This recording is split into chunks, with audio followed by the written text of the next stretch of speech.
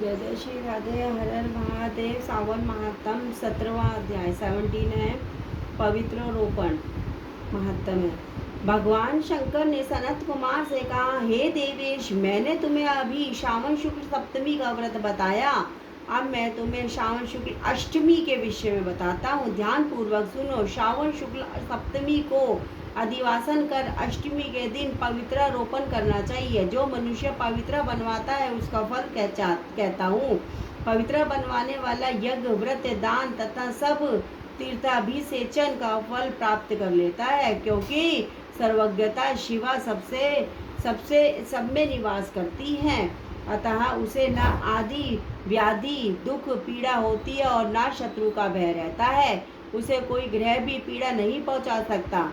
उसके समस्त कार्य अपने आप सिद्ध हो जाते हैं। राजाओं के पुण्य की वृद्धि करने वाला इससे बढ़कर दूसरा कोई साधन नहीं है। श्रावण शुक्ल सप्तमी के दिन अधिवासन करके देवी के लिए उत्तम पुष्प,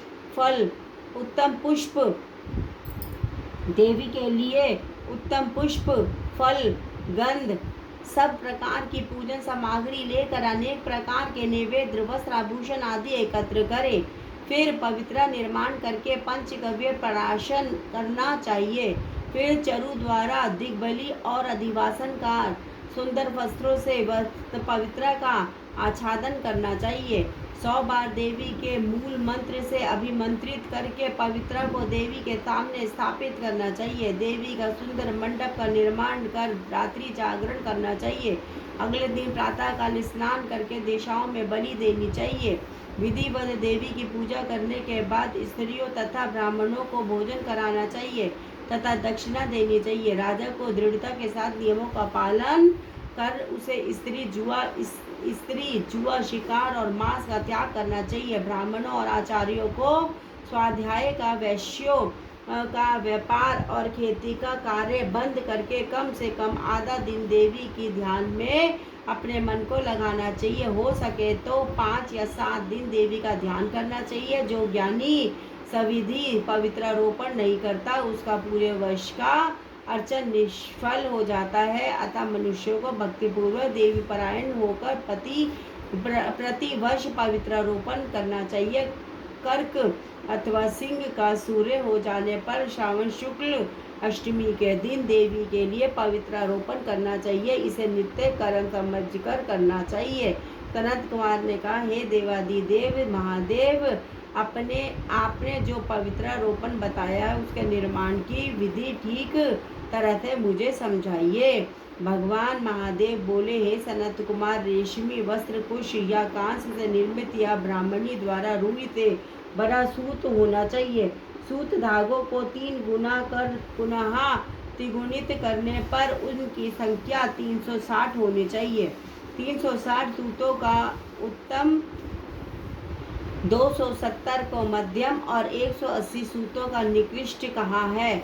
100 ग्रंथि का उत्तम, 50 ग्रंथि का मध्यम तथा 16 ग्रंथि का पवित्र कनिष्ठ होता है। 6, 3, 4, 2, 12, 24, 12, 18, 12, 8 ग्रंथि का कनिष्ठ पवित्र होता है। देवी प्रतिमा की नाभि तक सीमित पवित्र कनिष्ठ, जांघ तक मध्यम, जानु की पवित्र उत्तम मानी जाती है। इस पवित्र की सब गांठों को केसर से रंगना चाहिए तथा सर्वत्र भद्र वेदी पर देवी का पूजन करके देवी के समक्ष कलश या बांस पात्र पर पवित्र को रखे। 3 सूतों में ब्रह्मा, विष्णु और शंकर का आवाहन करना चाहिए। 9 सूतों में ओमकार, स्वयं, वही, नाग, रवि, ईश और विश्वदेव का आवाहन करना चाहिए। हे सनत कुमार, अब मैं तुम्हें ग्रंथियों में देवों की स्थापना की विधि बताता हूँ। क्रिया पौरुषी, वीरा, विजया, अपराजिता, मनोन्मणि, जया, भद्रा, मुक्ति और ईशा नामों के आदि में प्रणव लगाकर ग्रंथि संख्या के अनुसार आवृत्ति करके आवाहन तथा चंदन से पूजा करनी चाहिए। इस प्रकार प्रणव द्वारा अभिमंत्रित कर देवी को पवित्र रोपण का विधान तुम्हें बताया है। जिन दूसरे देवों को प्रतिपदा आदि तिथियों में पवित्र रोपण करना चाहिए उनके विषय में सुनो। धनद, श्री गौरी, गणेश, चंद्रमा, गुरु, सूर्य, चंद्रिका, अम्बा, वासुका, ऋषि, चक्रपाणी, अनंत, शिव, ब्रह्मा और कृत आदि देवों का प्रतिपदा आदि तिथि में पूजा करें। यही पवित्रारोपण प्रधान देवों का है। उनके सह देवों को 3 तार वाला पवित्रा समर्पण करें। श्रावण शुक्ल पक्ष और कृष्ण पक्ष की नवमी तिथि का महात्मा। दोनों पक्षों की नवमी के दिन यथा विधि कुमारी नामक देवी का अर्चन कर, नक्त व्रत कर, दूध और शहद मिला हुआ भोजन करना चाहिए या उपवास रखकर इस दिन कुमारी नाम से देवी का निरंतर पूजन करें। चांदी की प्रतिमा बनाकर उसमें भक्ति पूर्वक दुर्गा पाप नाशनी का कनेर के फूल, गंध, अगर, चंदन, दशांग, धूप और लड्डू द्वारा पूजन करना चाहिए। कुमारी लड़कियों को भोजन कराने के बाद ब्राह्मणों को भक्ति पूर्वक भोजन कराना चाहिए। फिर मौन धारण कर बिल्वपत्र भोजन करना चाहिए। नवमी का व्रत प्राणियों के सब पापों को नष्ट करने वाला, समस्त संपत्तियों को प्रदान करने वाला, पुत्र पौत्र आदि की वृद्धि करने वाला और सद्गति प्रदान करने वाला है। नमः पार्वती पते। हरे हरे महादेव।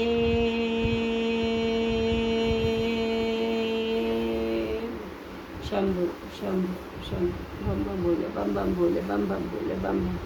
इसके आगे का पाठ हम कल पढ़ेंगे। सावन महात्म पूरा हुआ तो भूल चुकी हूँ तो क्षमा करना। नमः शिवाय ओम नमः शिवाय ओम नमः शिवाय ओम नमः शिवाय ओम नमः।